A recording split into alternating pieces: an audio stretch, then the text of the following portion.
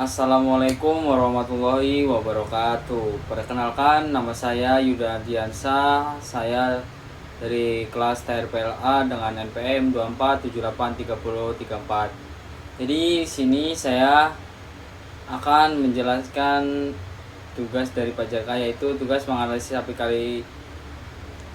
aplikasi LMS Polinela dan LMS Albana untuk menentukan permasalahan LMS Albana.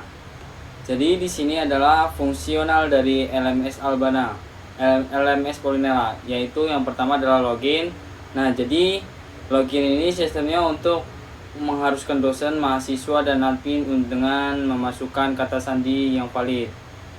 Yang kedua adalah mengakses materi. Mahasiswa dapat mengunduh materi dan membaca materi kuliah. Materi hanya dapat diakses oleh mahasiswa yang terdaftar di kelas terkait. Yang ketiga adalah manajemen materi kuliah oleh dosen. Dosen dapat mengunggah, memperbarui, atau menghapus materi ajar atau materi yang diupload oleh dosen. Materi dapat berupa file ataupun tautan ke sumber eksternal. Yang keempat adalah manajemen tugas dan penilaian. Jadi dosen ini dapat memberikan tugas dan menentukan tanggalnya, waktunya, dan memberikan penilaiannya.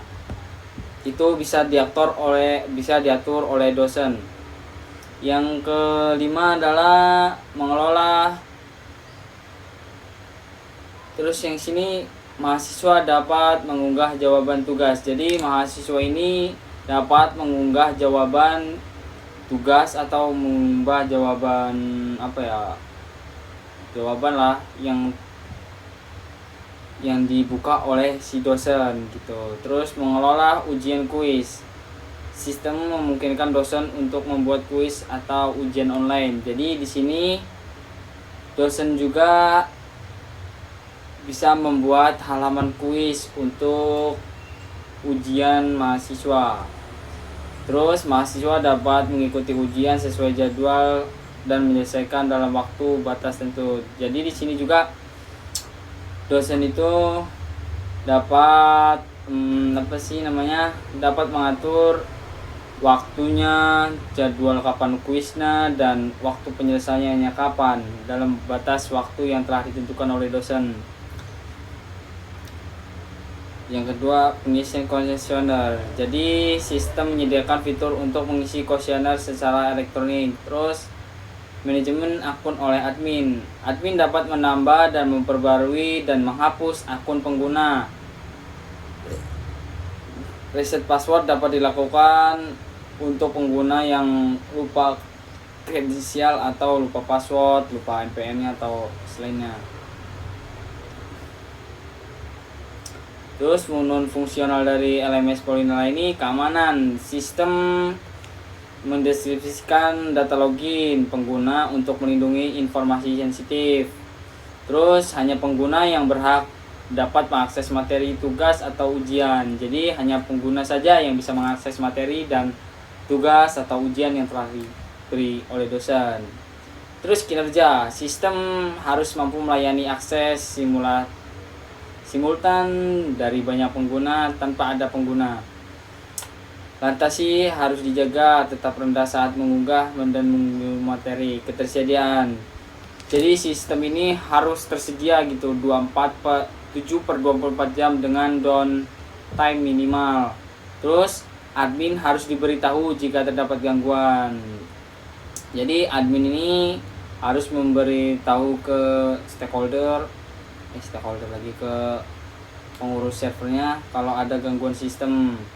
Aksesibilitas sistem harus mudah diakses dari berbagai perangkat. Jadi fungsional ini sistem ini dapat diakses oleh apa saja gitu, bisa oleh tablet, komputer, atau ponsel. Desain antarmuka harus ramah dan pengguna intuitif.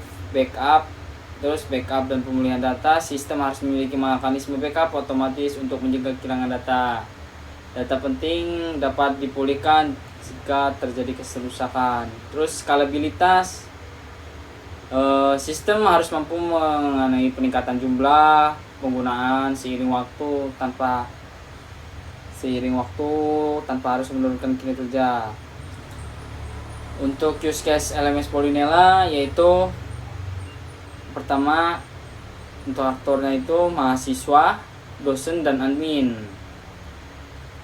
Jadi use case mahasiswa. Jadi use case mahasiswa itu bisa login, bisa mengakses materi kuliah, mengerjakan tugas, mengikuti kuis, mengisi kuesioner. Terus use case dosen, login, mengunggah materi, memberikan tugas dan penilaian, dan mengadakan kuis dan mengelola kelas. Terus mengelola data pengguna dan menyelesaikan masalah teknis. Sini kita melihat ya use case-nya. Jadi login ini diakses oleh semua user, dari admin, mahasiswa, dan dosen. Jadi di sini juga mengunggah materi ini ditweet oleh dosen ya. Jadi dosen ini mengunggah materi, terus si mahasiswa ini mengakses materi kuliah. Nah, setelah itu dosen juga dapat memberikan tugas dan mahasiswa dapat mengerjakan tugas. Nah, di sini memberikan soal kuis. Nah, sini mahasiswa dapat mengikuti kuis dan mengelola data. Activity diagram. Untuk activity diagramnya yaitu login. Jadi login ini dapat di mahasiswa, dosen, dan admin ya. Untuk membuka halaman login, yang pertama kita harus memasukkan password. Nah, jadi sistem ini memverifikasi nih. Jika passwordnya benar, dia akan diarahkan ke dashboard. Jika tidak benar, dia akan masukkan ID passwordnya lagi. Terus mengakses materi kuliah nih, mahasiswa nih. Jadi yang pertama itu mahasiswa harus login ke LMS. Setelah itu memverifikasi nih password dan username. Kalau passwordnya valid, dia akan memilih mata kuliah nih. Milih daftar. Nah, kalau nggak valid, sistem akan memberikan ke halaman login ke halaman login. Nah, memilih mata kuliah. Mahasiswa dapat memilih mata kuliah. Nah, si sistem ini akan menampilkan daftar mata kuliah. Jika mahasiswa telah memilih daftar kuliah, dia akan membuka mata kuliah tersebut atau membuka matkul. Setelah itu, sistem akan menampilkan file materi yang telah diberikan oleh dosen. Setelah itu, mahasiswa dapat mengunduh file dan sistem akan dapat menampilkan materi. Setelahnya itu mengunggah materi. Jadi dosen ini login ke LMS dan sistem akan memverifikasi password dan username. Jika passwordnya valid, dia akan mengarahkan ke memilih mata kuliah. Jika tidak valid, dia akan kembali lagi ke halaman login. Nah, setelah itu dosen dapat memilih mata kuliah dan sistem akan menampilkan daftar mata kuliah. Setelah itu, dosen juga dapat mengunggah materi. Nah, setelah itu sistem akan mengunggah materi baru. Materi yang telah diunggah akan mengunggah materi baru. Setelah itu dapat mengunggah file dan sistem akan menyimpan file dan menampilkan materi. Nah, di sini mahasiswa mengerjakan tugas. Jadi di sini aktornya itu mahasiswa dan di sini sistem. Jadi sama seperti tadi ya, kita harus login ke halaman LMS. Nah, sistem ini memverifikasi nih user password dan username kita. Kalau tidak valid, dia akan kembali halaman login. Kalau valid, dia akan diarahkan ke memilih mata kuliah. Apa ini? Memilih mata kuliah. Nah, setelah itu sistem ini akan menampilkan daftar mata kuliah. Setelah itu mahasiswa dapat membuka mata kuliah dan memilih tugas yang telah tersedia atau memilih tugas yang telah diupload oleh dosen ya. Setelah itu sistem dapat menampilkan tugas dan mahasiswa membaca instruksi yang telah diberikan oleh dosen dan mengunggah atau membaca soal-soal yang telah dikasih tahu dosen ya. Setelah itu mahasiswa mengunggah file jawaban dan sistem akan memverifikasi jawaban dan mendapatkan file yang telah diunggah. Dosen dapat memberikan tugas. Di sini ada itu dosen juga sama ya seperti tadi, dosen harus login. Jika tidak valid dia akan balik kalau login, kalau valid dia akan memilih ke mata kuliah. Setelah itu kita akan menjalankan, dosen akan memilih mata kuliah. Setelah itu sistem akan menampilkan daftar mata kuliah sama seperti tadi. Nah, di sini dosen mengunggah materi sini dosen mengunggah tugas dan menetapkan dan dosen juga dapat menetapkan tanggal, terus besaran filenya dan waktu pengerjaan tugasnya. Nah, di sini lalu dosen itu dapat mengunggah tugas tadi ya, file tugas, dan sistem akan menyimpan tugas yang telah disampaikan oleh dosen dan sistem akan menampilkan tugas. Setelah itu selesai dan mengikuti kuis. Sini mahasiswa login ya sama seperti tadi. Nah, setelah itu kalau valid dia akan memilih mata kuliah. Sambil memilih mata kuliah, di sini akan menampilkan daftar mata kuliah dan mahasiswa dapat membuka mata kuliah dan memilih tugas yang tersedia. Nah, di sini sistem akan menampilkan kuis yang telah diupload oleh dosen tadi ya. Setelah itu mahasiswa juga membaca instruksi yang tersedia pada soal kuis itu dan mengerjakan hingga selesai. Setelah itu mahasiswa dapat mengumpulkan kuis dan sistem dapat memverifikasi jawaban. Setelah itu sistem akan menampilkan file yang telah diunggah. Nah, untuk kekurangan LMS Polinela menurut saya itu overload sistem pada saat digunakan dengan skala besar. Jadi sistem ini kadang agak ngeblank atau overload ya ketika pengguna banyak LMS Polinela ini saat banyak digunakan gitu dalam skala besar. Terus kurangnya integrasi dengan platform lain untuk pembelajaran interaktif seperti Zoom. Nah, ini kekurangannya LMS Polinela ini, kurang gitu integrasi dengan seperti aplikasi Zoom dan lainnya. Karena kan kita kadang seperti Zoom atau kegiatan daring kan kita sangat perlu ya untuk seperti Zoom ini. Setelah itu ketergantungan pada internet, di mana kita harus memerlukan internet yang stabil agar bisa membuka LMS. Nah, ini nih yang terjadi. Jadi kita nih harus mencari sinyal yang bagus dulu gitu ketika kita harus membuka LMS Polinela nih.